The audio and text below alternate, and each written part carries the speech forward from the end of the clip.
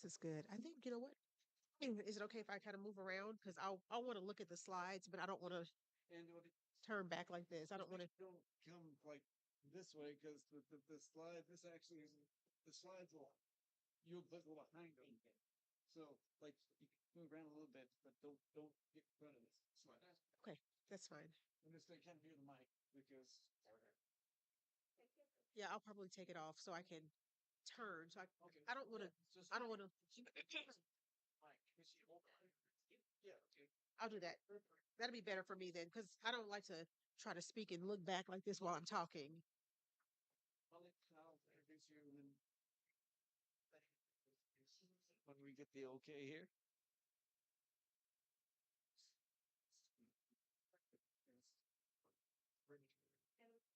Oh, Dr. Collier. Oh, Hope. So it does say, so if you don't mind.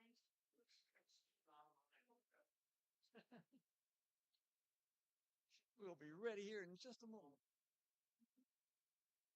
Jeff, could you make sure that mic's on also?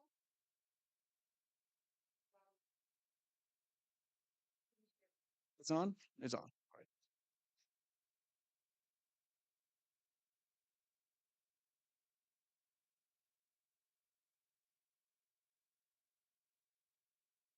Why did it see here? I'll walk behind me. Yeah. Okay. Oh, anyone who's speaking will be conflict. Speaking would be hard. Sure. Anyone who's speaking and being heard at least will be. Okay. So go show them, right? You see- Oh.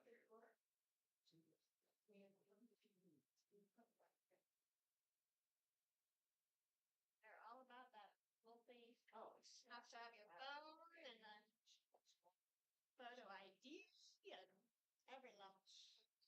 Exactly, exactly.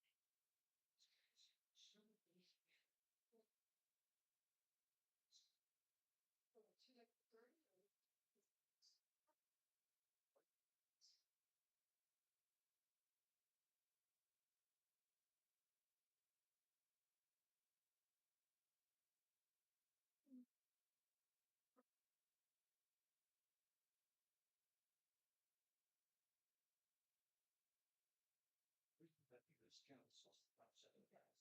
That's me. How surgery about all things. How much time do you think you have for this new thing started to Oh, questions.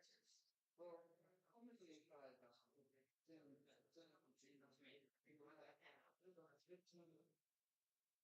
Sure. but it's really kind of to this. So it's if you want to stop running for the person who is the child, Okay. but it's just the just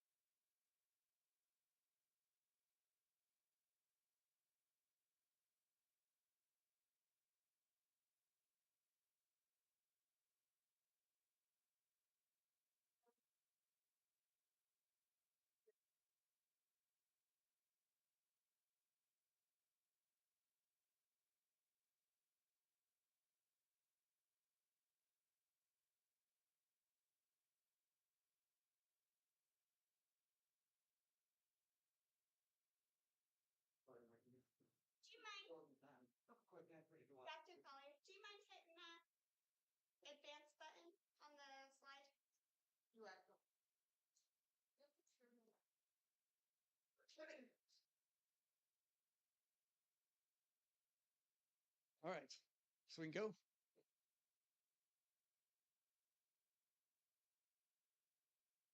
All right, good morning, everyone. To all of you here and all of you streaming online, welcome to the All Souls Community Forum, coming to you from All Souls Unitarian Universalist Church in Kansas City, Missouri. I'm Joe Robertson, a member of this church and a member of the Forum Committee, supporting this forum that for nearly 80 years has been providing our community a platform to explore and discuss the most compelling issues of our day. So today we are excited to have Dr. Jennifer Collier, the Interim Superintendent of the fully accredited Kansas City Public Schools. Dr. Collier has been through it all in her 22 years with KCPS, playing an integral role in the district's achievement of full accreditation, which she now gets to see from the top. So, Dr. Collier, welcome to the forum.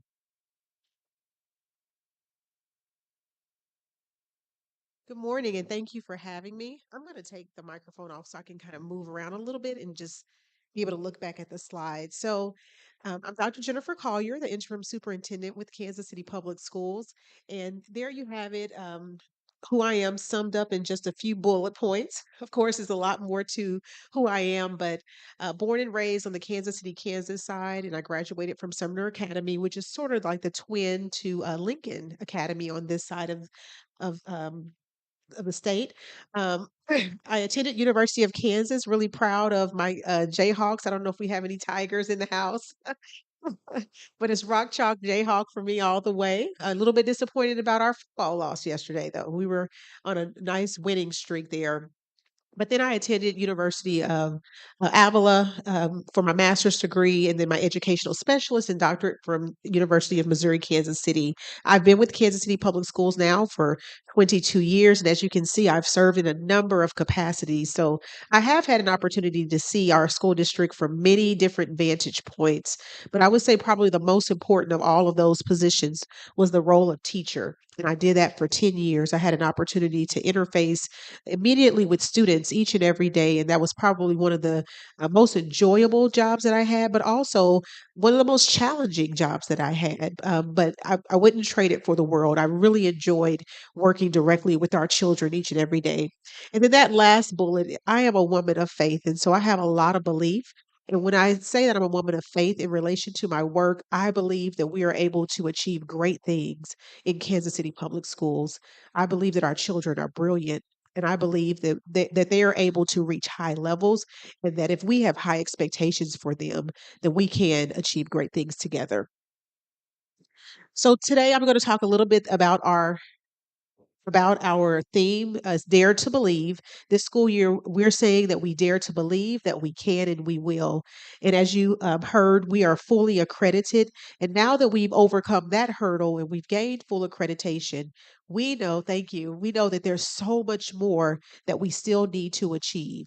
It's not a time for us just to stop and to praise ourselves. We are proud of what we've done, but we know that there's a lot more work that needs to be done. This doesn't want to stay on.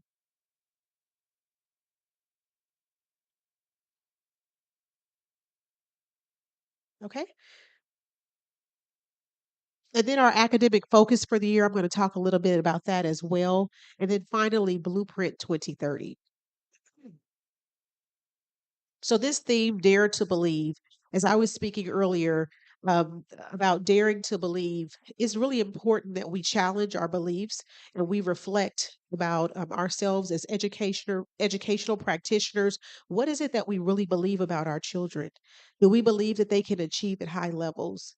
Do we believe that our students can truly be readers, writers, and effective communicators? That is something that I truly believe, and I'm trying to spread and share that belief with others in our school system. As we talked about accreditation, we have reached that goal. But when I look at the data, it says to me that we still have work to do. And so we're looking at how we can really focus on literacy this year. And I'm going to talk about that in just a moment as I move into our five big rocks for the school year. There are five things that we're focusing on this school year in order to really serve our students well and our families. That very first piece is literacy. We all know that this is a critical component for education and for our children. And it really will help determine the trajectory of our students' lives. If we ensure that they are readers, writers, and effective communicators, it opens the doors to so many opportunities for them. And we know that when they leave our doors, if they are not, then the trajectory of their lives is greatly limited. And so we have a moral obligation to ensure that all of our children have high level literacy instruction and that we are moving them in that direction in terms of being literate. And so this is a primary focus, and we are putting a lot of resources this year into literacy. Math is another area when we look at our data that we know that we have to continue to grow. However, we believe that a lot of the math concerns we are seeing are associated with literacy, and so those two pieces are really tied together. How do we ensure our students are readers, and then how do we make sure that they are equipped with the skills to be able to perform in math as well? That third piece is culturally responsive teaching and practices. And this is really important in KCPS. When we look at our student demographics, our students, 90% students of color, 24% of our students are students that speak English as a second language. And then about 12% of our students have special needs. And so being culturally responsive is really about understanding the identity and the culture of our children and making sure that we fully embrace it and then we leverage it in the classroom for learning.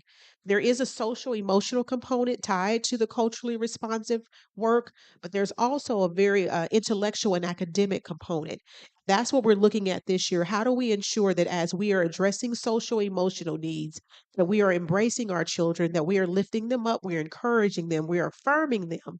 How do we then also ensure that they are growing and moving academically?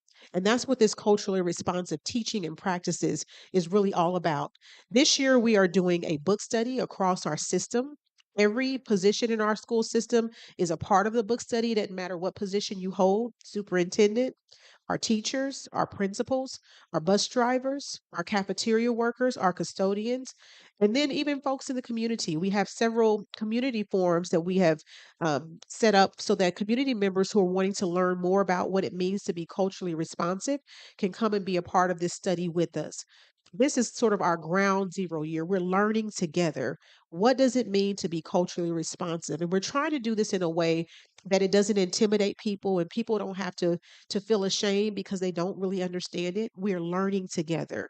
That's something we're emphasizing as a system, that we are a school system of educators, but we're also learners. There's so much that we continue to learn each and every day. And one of those things is really about our children and the families that we serve. How do we connect with them so that we can really move them, the students academically, but also include the families and the parents and the caregivers in that process? Then we have that social emotional wellness piece. And we know that this has been really important over the last few years, but even more so after the pandemic. When we came back from the pandemic, we noticed that the social emotional needs heightened. We saw more needs in places where we didn't see them before. And so we have directed many more resources into our schools around around our restorative justice work. We have restorative justice coordinators in our buildings working with our children. We have social workers in the building working with children. And it's really not just children, because when you think about it, many of the adults in our buildings who have also went through the pandemic came back with a lot of trauma as well. And so we know that they cannot pour out of empty cups. So we have to ensure that we are meeting the needs of the adults in our buildings as well. And so we have a lot of resources now, I'm proud to say, in our buildings to help support our staff and our students and families around social emotional wellness. And then that last piece, this is probably one of the most important pieces that I think we have a lot of room to grow in this, how we engage with our parents and our families. Excuse me. This year, we also directed some resources to every building, where every school building in our district has a family and community engagement liaison. And so that person in each of those buildings, their sole responsibility is to work to connect families and the communities to our schools. And so we're seeing just from that investment already, the good things that are happening, families feeling more welcomed. We recently had our first DAC meeting of the year, and where we would normally have maybe 7 to 10 parents, We had a room of about 75 parents present, and that would happen because of the work of our family and community engagement liaisons. And so we're going to continue to lean into them as they work to do activities in their schools, but also things that we can do district wide to really welcome and bring our families in. One of the other pieces under the parent and family engagement is part of the vision is the creation of a parent empowerment center. And that empowerment center will hold, excuse me, just about every resource that a family or a parent may need. In that resource center, we intend to have a food pantry, clothing pantry, and we have many of those in our schools already. But we also want to have other resources, social emotional supports. We also want to have a laundromat for our students in transition, our homeless students and families that may not have anywhere to go to wash clothing. And other families could utilize it as well, but we definitely want to make sure that we're providing that for our homeless families. We're also looking at, uh, excuse me, having adult literacy classes. So when we talk about literacy, is not just for our students. We want to make sure that we're equipping our parents and our families as well so that they are better positioned to support their children. And so we want to make sure that we're supporting the adults in our community. And so there's going to be a lot that will be in that parent family engagement center. That's not everything, but I have a whole list of things that will be entailed in the parent empowerment center. And it's just our way of letting our parents and families know that they are important to us and they are important, a very important, integral part of the educational process. We can't do this work alone. And we say that in our school, in our strategic plan, that schools can't do the work alone. We need community, but we also need our families to be engaged. So now let's move into Blueprint 2030. Many of you have probably been hearing about Blueprint 2030.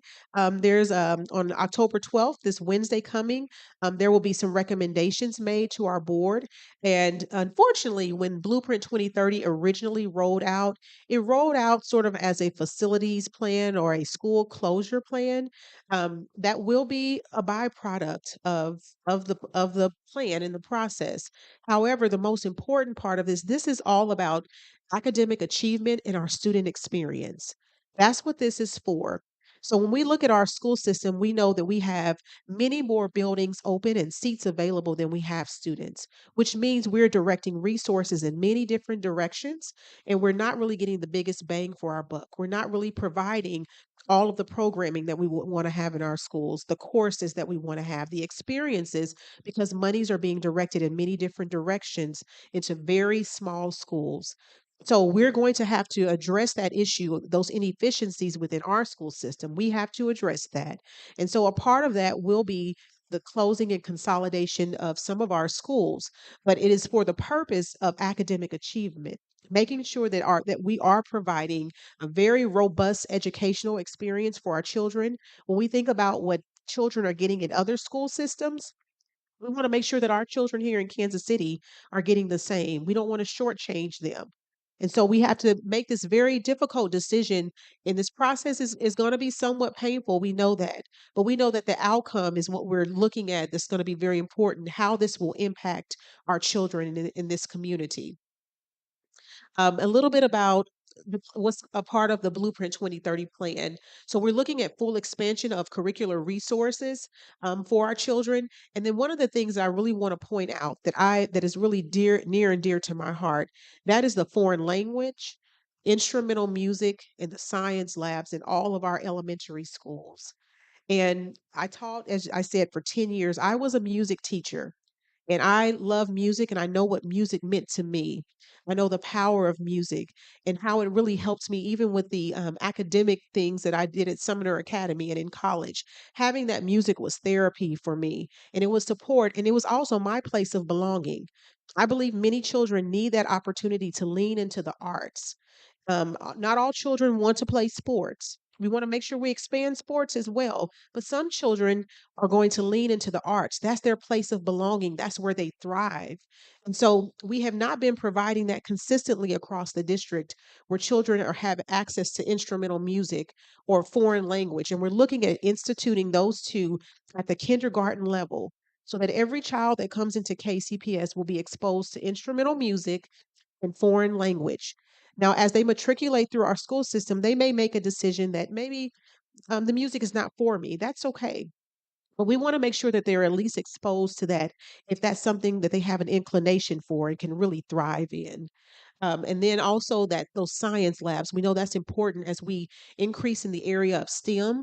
We're already doing some things in our schools through our iSpark classes, but we want to enhance that and make sure that our students have full experiences in our science classrooms. And so we are going to have dedicated science labs in all of the elementary schools. We're also looking at project-based learning, and really what that is it's an experiential type of learning, hands-on. Students are doing, not just sitting and getting. They're not just sitting and filling out worksheets. They're actually doing the researching. They're working and collaborating in groups. They're presenting. They're finding solution and answers to real-world problems and issues. This is where we're wanting to move in that project-based learning. And then finally, more equitable student experiences with across our school system, making sure that that some schools aren't providing more than others. Currently, when we look at our high schools, well, actually this year we've actually remedied this, but last year we did not provide world language in all of our high schools. This year we are. So we've started at the secondary level, making sure that world language is available at the high school level, and then we're going to move that into our elementary. But what I want to say about this, tied to all of this, is I really have a passion for making sure that our children have the very best. I want our children to have new buildings. So when we think about the kind of learning that I'm talking about, the project-based learning, we also have to look at our facilities, our buildings. Are our buildings designed and set up to help us achieve that? Many of our buildings are very old, some over 100 years. We've not passed a bond since 1967. We have lots of deferred maintenance in our buildings. And so when we think about that, it's time for us to give our students the quality facilities. When our children go to other school systems for debate, for competitions, for various clubs, they're seeing the facilities that other children are in. And I wonder to myself, what is the message that we're sending? What is it that they're thinking? They may never verbalize it, they may never say it, but what are their thoughts when they go into other school districts, just right around this area in the suburbs, and they see these state of the art buildings, and then they come back to our buildings? It's time now for us to invest in our children. And I want buildings that will help facilitate these academic strivings that we have. We can achieve a lot in accomplishing these things, but I want to have buildings that will help us do that. I want buildings with maker spaces and buildings where students and staff members can collaborate, places for people to work together and to solve issues. And so this is where we're moving as a school system. Let me keep going because I know there may be time, you may want time for questions. So I talked a little bit already about the learning, the student achievement. We're looking at STEAM for all of our elementary schools. So that's the science, technology, engineering, and we're adding in the arts and math. We're also looking at the culturally responsive teaching, the project-based learning. When we look at the secondary level, because I didn't talk about that, we're looking at career pathways in all of our high schools.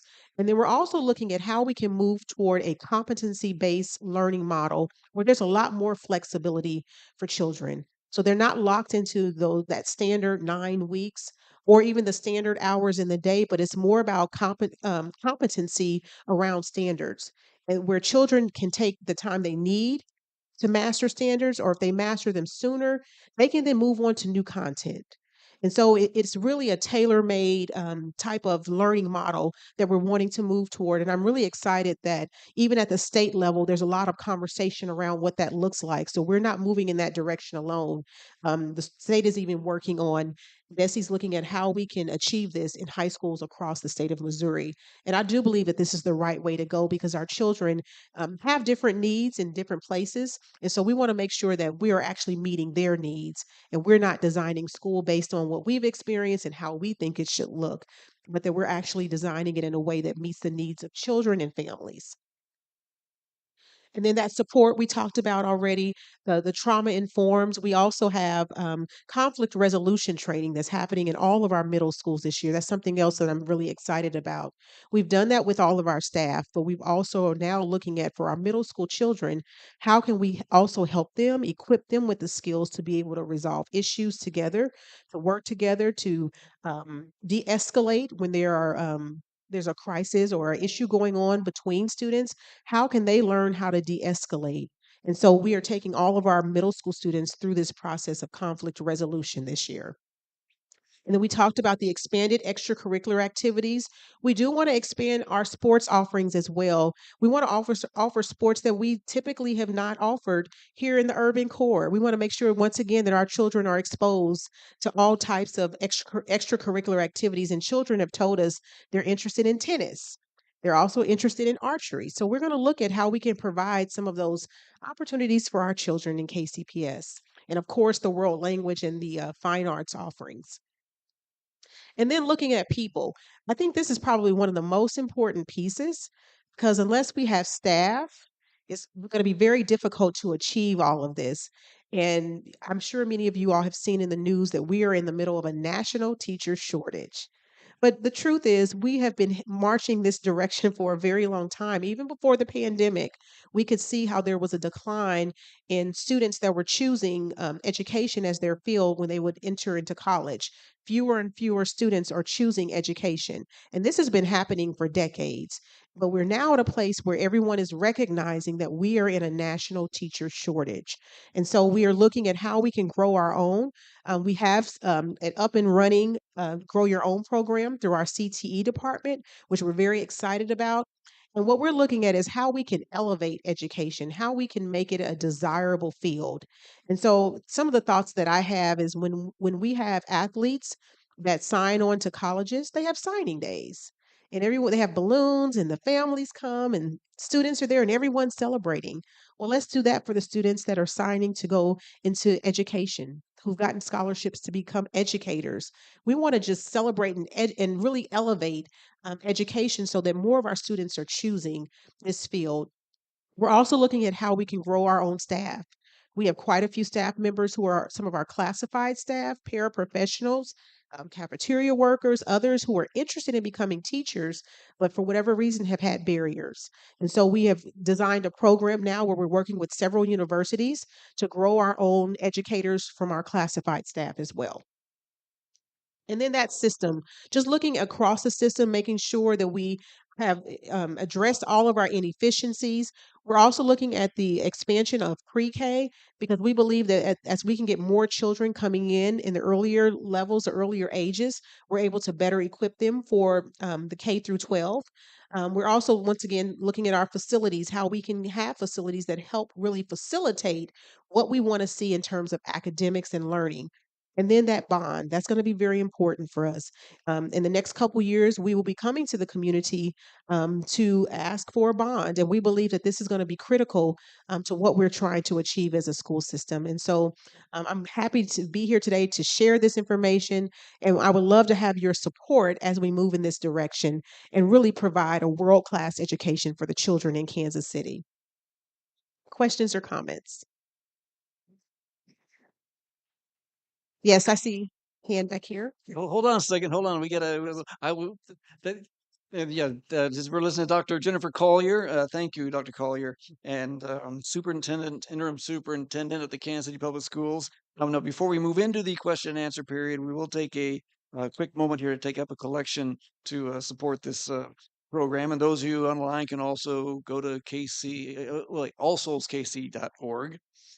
And I also want to let you know about next Sunday's forum. We will have UMKC School of Law professor and constitutional expert, Alan Rostron, and he will be talking about how we can fix the U.S. Supreme Court. Okay, so now to ask Dr. Collier a question, I need you to come up here to this to the microphone here. And now, if you need me to bring the microphone, just wave, and we can probably do that also. Okay. And those of you online, you can also write questions into the chat, and I will be trying to monitor those. And we can try to ask them for you. So, all right, do we have a question? Ready to go. All right. It's very impressive for what you're doing. Would you address the issue of transgender students and supporting them with their complications? Sure. Well, in Kansas City Public Schools, we have what is called an equity policy. It's our policy 0.0. And that equity policy is about ensuring that everyone in our community, regardless of who they are, whatever differences, whether it's race, gender, religion, whatever it is that it may be, that we are making sure that there's a level playing field for all. And so we are fully supporting transgender students in our buildings. We're trying to make sure that we have the facilities that they wouldn't want for restroom and things like that. And when I was a principal, I actually um, dealt with a transgender student in my building, and it was relatively new for our school system. But I'm proud of the work that we did and working with our family, making sure that we were hearing their needs, what they wanted to see happen in the school, making sure that their student felt safe. But also, I think some of that too is about how we educate our children around how we treat one another, how we respect one another. So while we have this equity policy, we're also doing some character education work this year as well. And that very first feature for August and September was about sense of belonging. And that work was done to ensure that our children, our staff, and our families, everyone understands that everyone in our community belongs. There's a place for everyone. And so it's really about continuing that education with our staff and our students.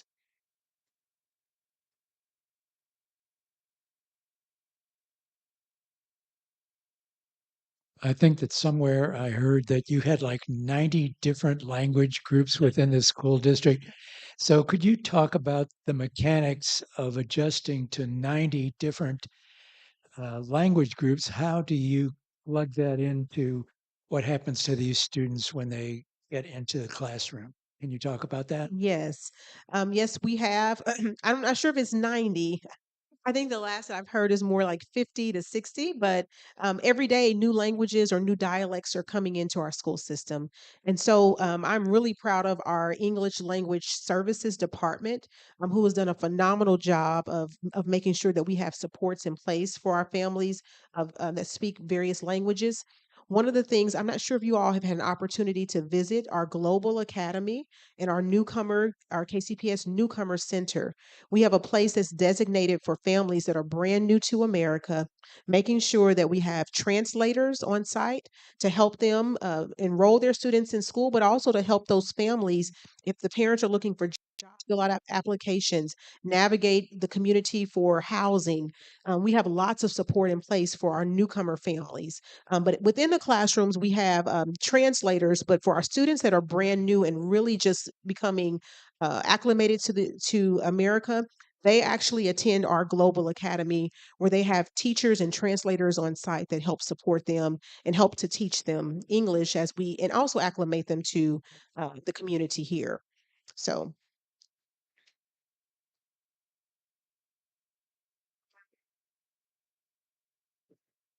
Thank you for being here. And I was glad to see music up here, but I was wondering why vocal music was not in part of the list because I think it would be very fine to encourage all your foreign language classes and whatever, put have the children sing it as well as playing. And I couldn't teach in a room with a bunch of whistles, yes, but singing, they all know how to sing.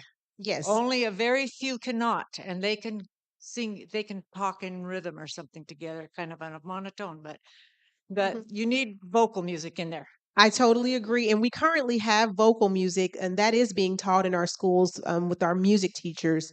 So we're going to continue that. And I completely agree. I was a choral vocal music teacher. So that is very important. And I believe a lot of learning can happen through music.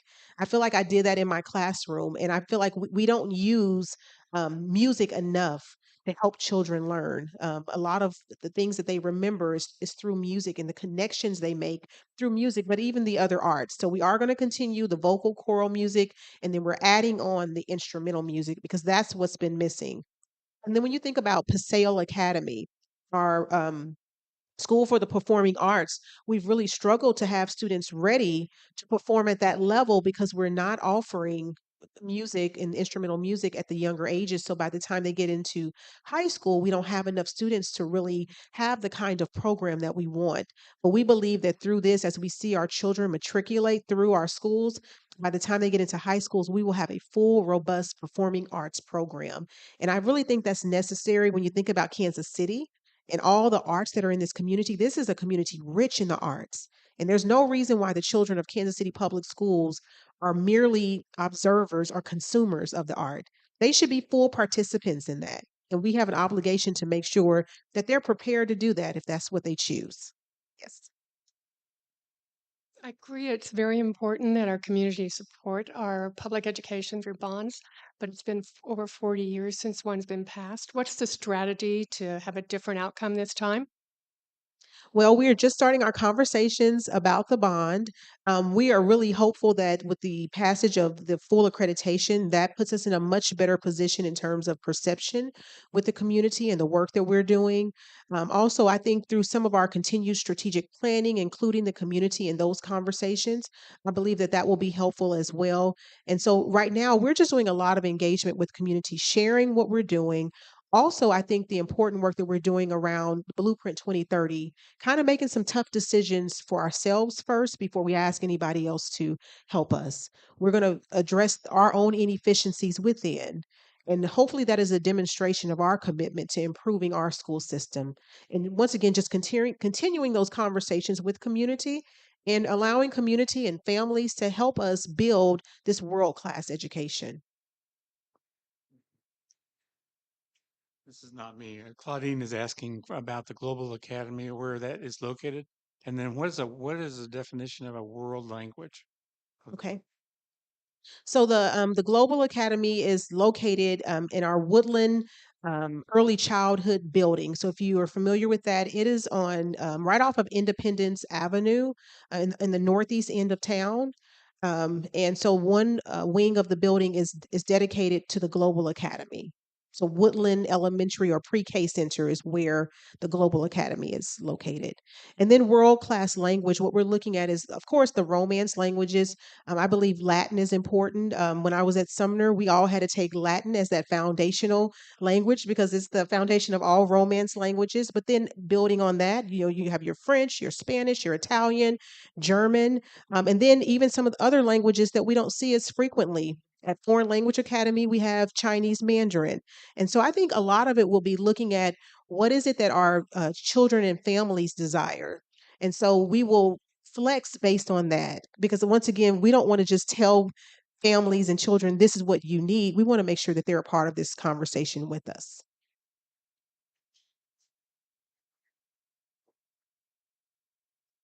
So I come from a not very well educated person on the school district. I had no children and lived on the Kansas side, and it's been a long time since I was in the Youth Friends program over there. So the CTE, I think, is an acronym you use that I'm not sure was connected to maybe it was the third slide. It was connected to social workers, but what's this other role that you have besides the social workers? Oh, thank you for asking. The CTE is not really connected with the social workers. That is our career technical education, and that's where our students can can go to get licenses and credentials for fields like construction and culinary arts. And what are some of our programmings? The computer science program there, um, our cosmetology program, and then also a program that we have with the water department. So we're expanding what our career technical programming looks like. But for some of our children who may not choose college as that pathway, they still can move into a career post high school and actually have a livable wage. And that's what we're really wanting to make sure that our children, every child that leaves, is leaving career or college ready. So that's what that career technical education program will allow us to achieve. Yes, social workers, and I don't know. Did I say? Oh, restorative justice. I'm sorry. Yes, the restorative justice. And so this is something that we have started in our schools several years ago, but it is a way for educators and students to really think about how they manage when there are disagreements or when an issue arises in the school. So rather than resorting to the traditional forms of discipline, suspending a child, how can we as a community restore the student back into this community? What are the responsibilities of the student who has offended others or done something they shouldn't have done? And then what is the responsibility of that community to then hold them accountable? For what has happened. And so it's a whole training that our staff has gone through, but our students now are going through that same process. So they're learning how to manage disagreements amongst one another and then understanding how they can reconcile relationships when there has been a rift. They're being equipped with the skills to be able to practice and to do that.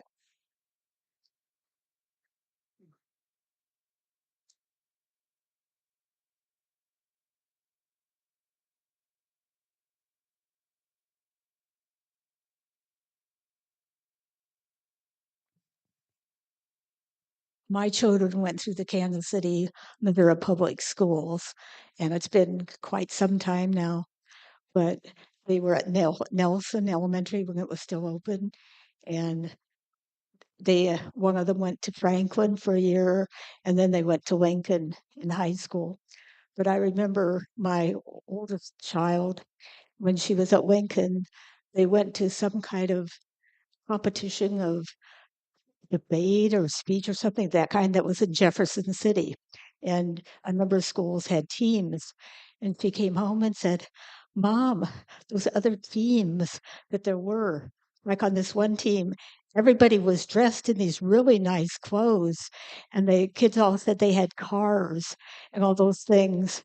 And she was talking to someone in our neighborhood who came from a rich family and was talking about how, oh, well, you're going to these public schools. But anyway, what my daughter, I heard her say, have you ever known anyone who's not just like you? Have you ever known anyone who's not white and rich? And later she said to me when she was talking about the schools, is wouldn't that be awful to have to be going to one of those schools? And so she really appreciated very much the incredible variety and the number of different people that she got to know in the Kansas City School District. I love that. I think I agree. I think that is such a great opportunity to go to school and to work in a very diverse community because there's so much that you can learn.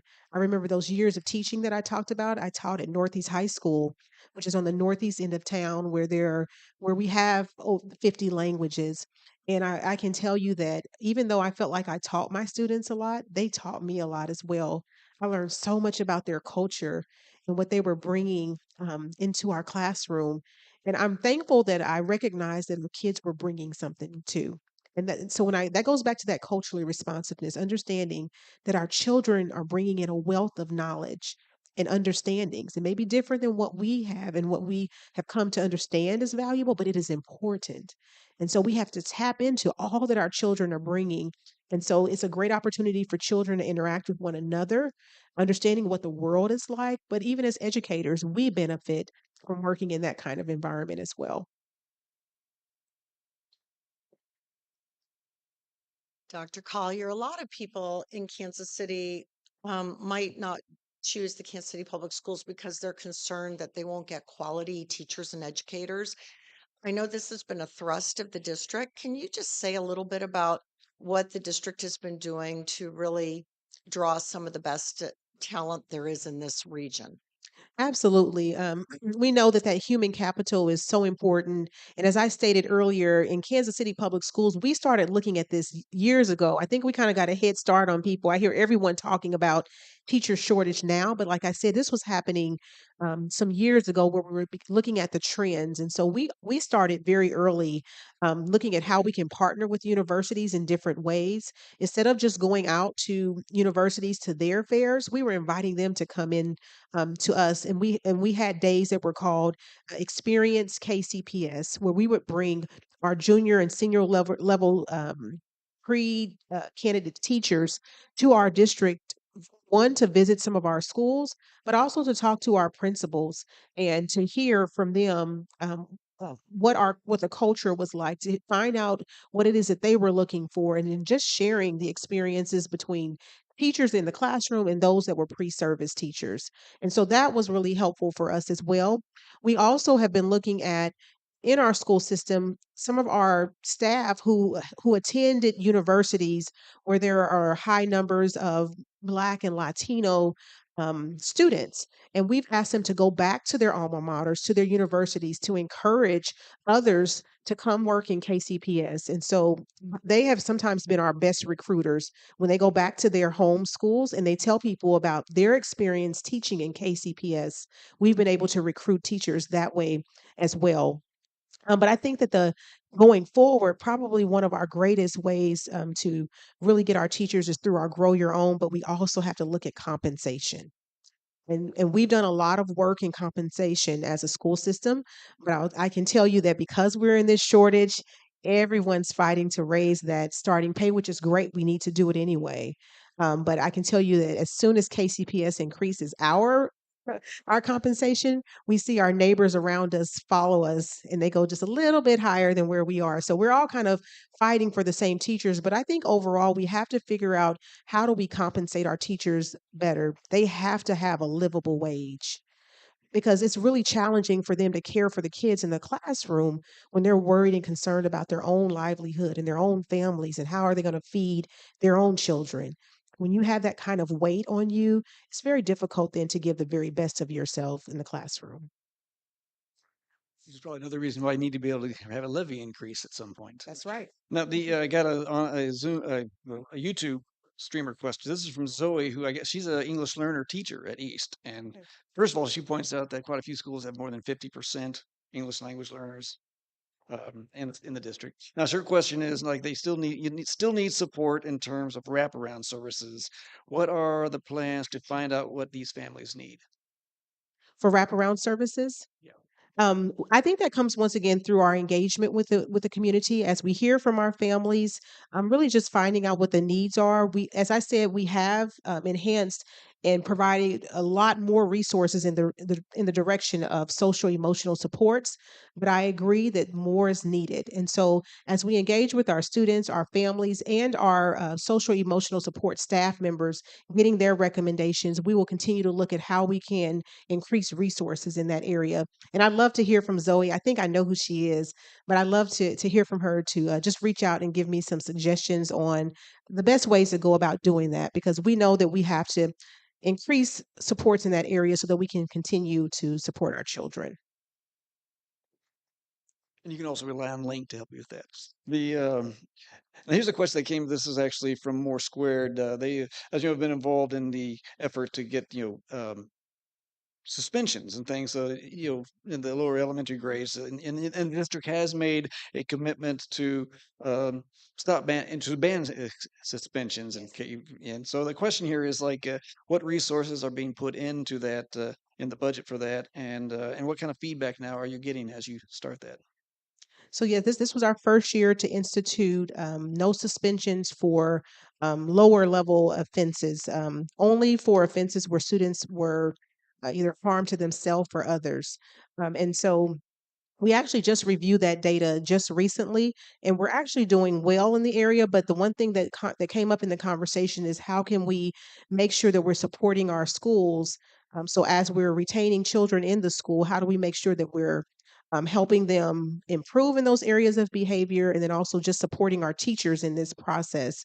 And so I think once again, that's another area where we'll have to continue to visit with our principals and our teachers to talk about how best we can support them as we work to support our children. I think it's a great thing that we're doing, that we're really limiting suspensions. We know that there's really nothing very good that comes out of suspending children and sending them home. But I agree, we have to make sure that where do we find that balance, and we're continuing to support our teachers in this process, but also equip our students with the skills that they need in order to avoid certain behaviors that are less than desirable.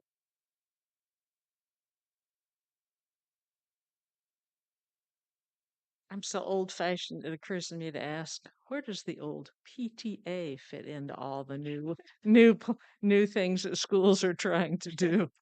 We actually have some schools that still have PTAs. And so we decided to do, because we are looking at how we can standardize our district. But what we don't want to do is to discontinue something that's working and that's going well. So this year we are allowing our schools to continue PTA and then start up our SAC, the parent family organization in schools.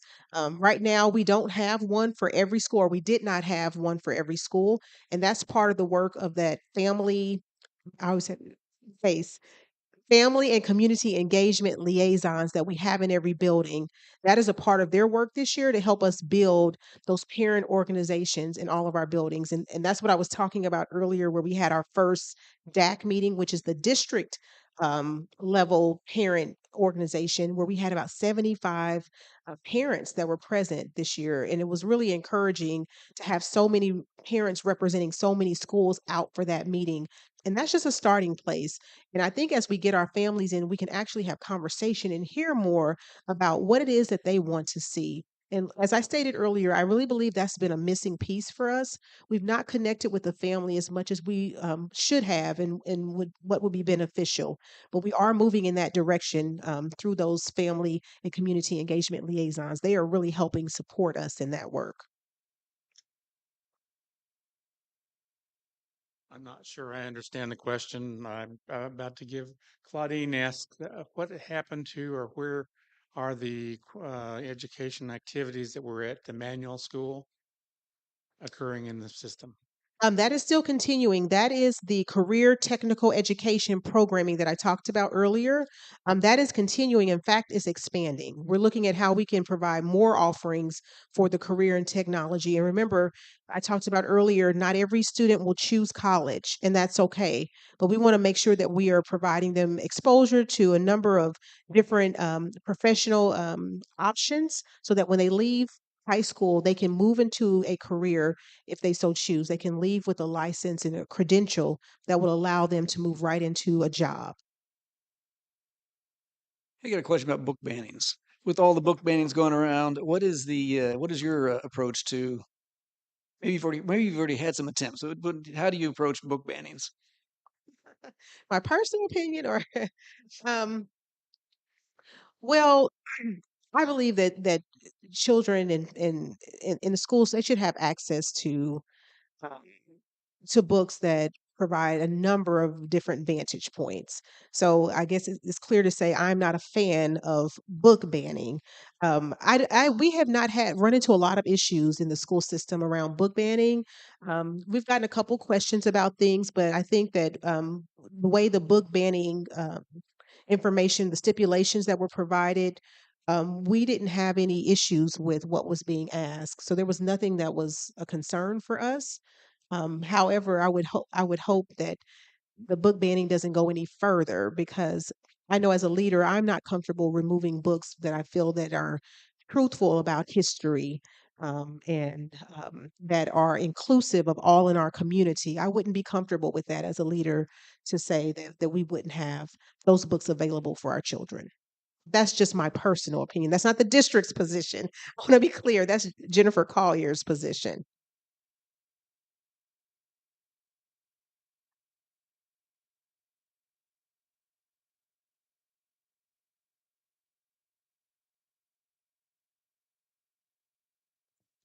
Many years ago, when my children were in school, that was a time when there were school advisory committees that were kind of the corresponding thing to a PTA in a way. But one of the things that happened is I found that we as parents needed a lot of education about things. And one of the things, I was on a school advisory committee, and we were discussing when we would have meetings. And so a number of us who were coming from neighborhoods not right near where the school was said, well, we can't meet during the day. We work. We need to meet at night.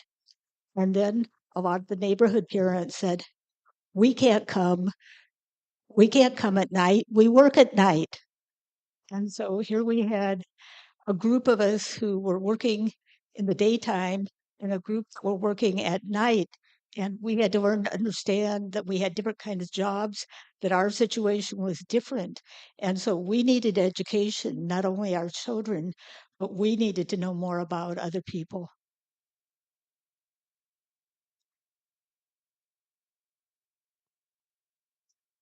All right, we're kind of at the at our time here.